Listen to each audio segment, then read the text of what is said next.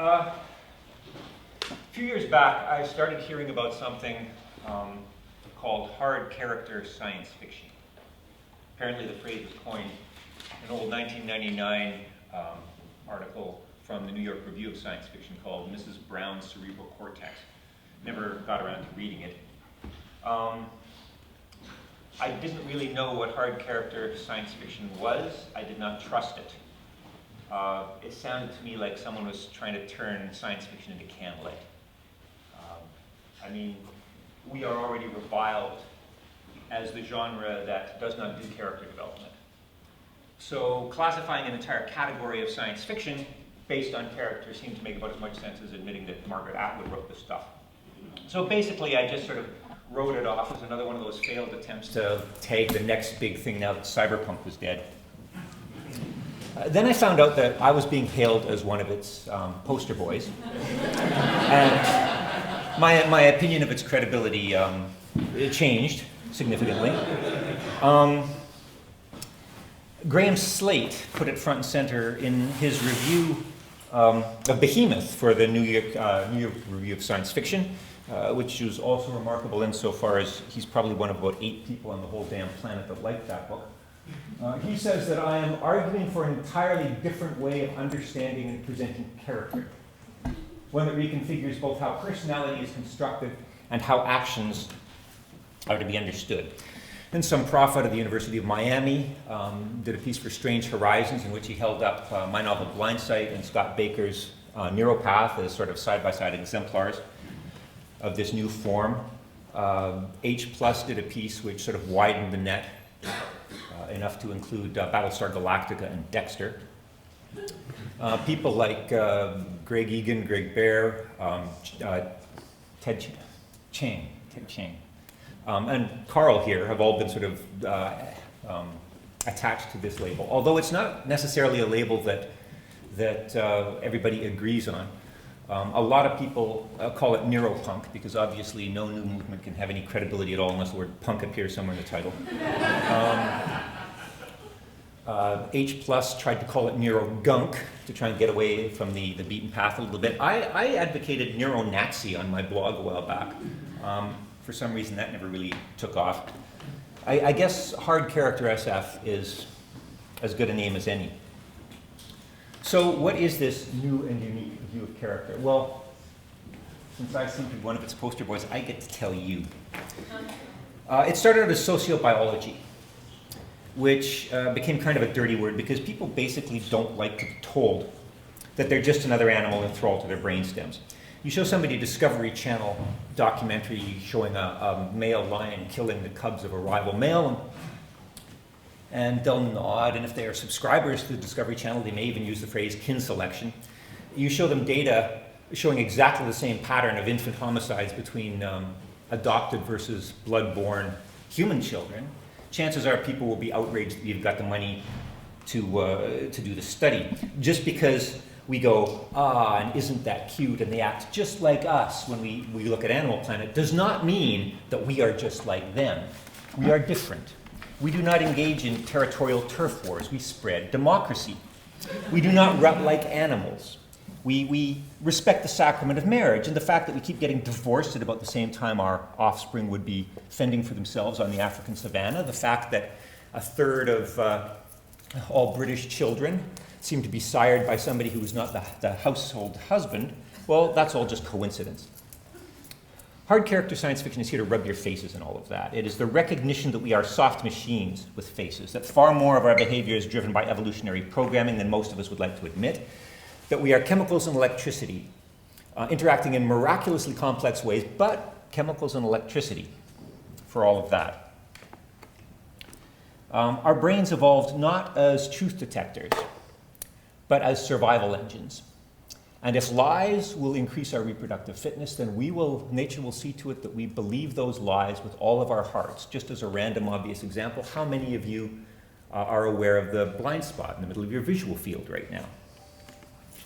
And that's just proto-hard SF. That's before the neuroscientists even get brought into the mix. We can look at brains in action now. We can hook them up to MRIs. We can poke them with focused ultrasound, transcranial magnets. The stuff we're finding about brains now do far more damage to human ego than anything Darwin or Dawkins ever proposed. You're not in control of anything you do. Free will not only doesn't exist, it's actually incompatible with the laws of physics. It's becoming increasingly likely that consciousness itself is little more than kind of a parasite that floats on top of the real intellect. It's like the pointy-haired boss from Dilbert that sits up on the 15th floor and gets memos about things that have already happened, and then takes credit for having made the decisions to make those things happen. And this pointy-haired boss is remarkably easy to hack. Somebody that you are having a conversation with can turn into someone else as you glance away just for a second. Buildings can appear and disappear in the background. Somebody can walk into the middle of your visual field in a gorilla suit, turn, look you in the eye, and wave, and you will not notice it. I am not exaggerating. I'm not being surreal or hyperbolic for effect. These are literal results of cognitive studies. I can send you guys the links if you're interested. The brain lies. This is going to be a central theme of my whole talk. Fitness trumps truth every time. We are not thinking machines. We are feeling machines that happen to think. And those feelings trick us into a lot of behaviors that have long since outlived their usefulness. In fact, a lot of them are downright maladaptive in the 21st century. They do provide fodder for some really interesting science fiction stories, though. And that is hard character SF. Basically, we're just porting neuroscience and evolutionary theory into literature. And I have read that it is a uniquely science fictional addition to the arsenal because it actually uses real science to inform personality. So its utility should not be limited to science fiction or to fiction of any kind. In fact, it's not even a science fiction trope, really. It's basically just a technique we stole from the Neuro Boys. So it should have all sorts of utility in the real world. That's what it was originally intended as, and that is how I'm going to use it now. I've had the cause to think a lot lately about things involving authoritarianism. It's always been an interest of mine. My fiction is written from a certain worldview. You read my books and you find that there are authority figures, shadowy authority figures, who are frequently choosing to kill the many or kill the few to save the many. Actually, there's a certain logic to that. It's hard to argue with the fact that killing 10 to save 1,000 isn't really a bargain. But lately, with the G20 and the police scooping up about 200 innocent people about 2 blocks from my door, as well as my own rather more intimate association with law enforcement down in the US, which some of you apparently have heard of.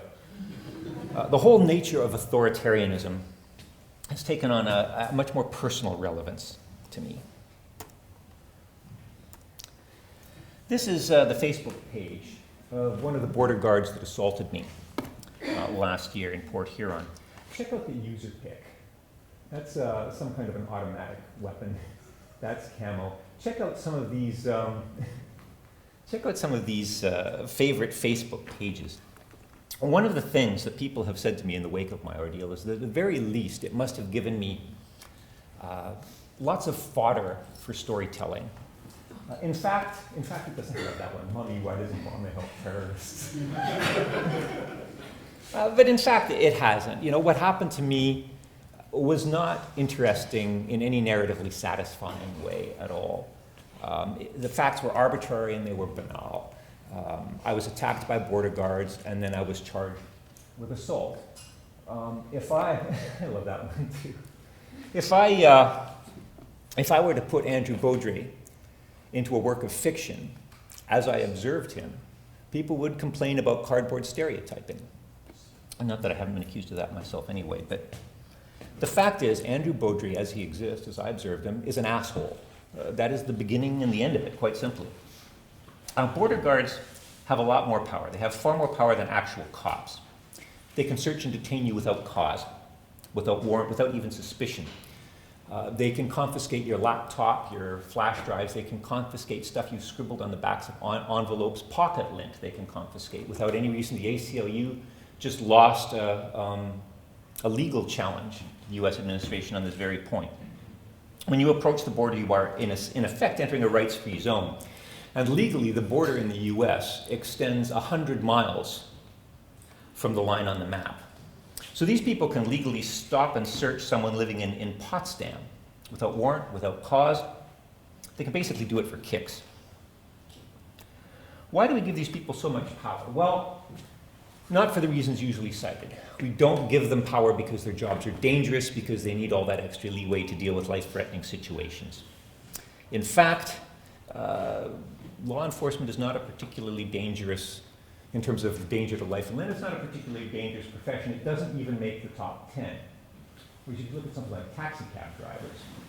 Now, taxi cab drivers, these guys suffer almost 4 times the murder rate, the rate of violent crime, than even real cops, who are in turn much more exposed to risk than border guards.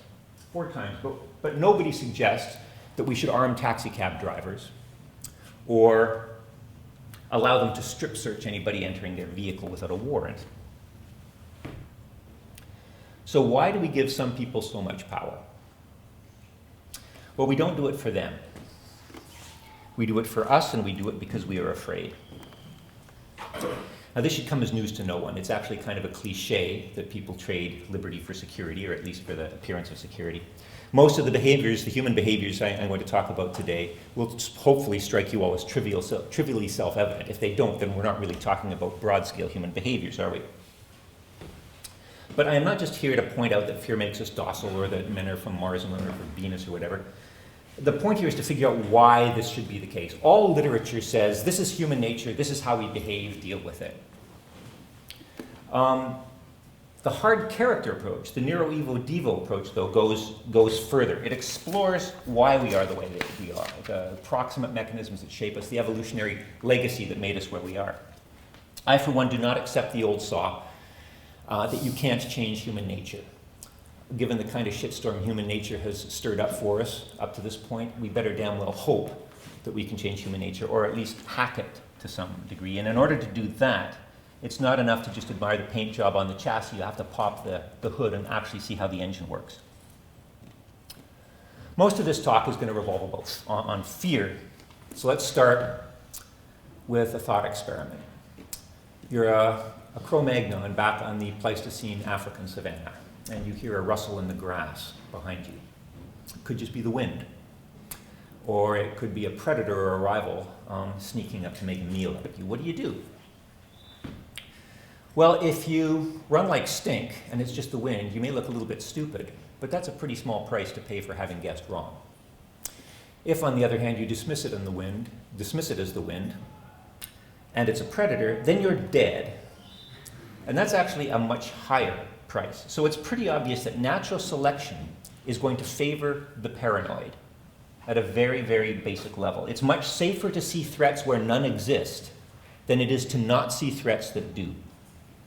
So if you regard every little glitch in the environment as a threat, as an agent, as something with its eye on you, you're going to live longer and leave, on average, more genes in the next generation. And thus, natural selection shapes us to see agency where none exists. Now, cut to the present. For 10,000 years, those of us who didn't see pattern where none existed, didn't see agents everywhere, have tended to get eaten. Nowadays, getting eaten, not so much of an issue. But we still see the pattern. The program persists. We see patterns in everything. We see butterflies in Rorschach blots. We see faces in the clouds. We see monsters and demons when the cat, who admittedly might be a little heavier than he should be, makes the stairs creak outside your bedroom.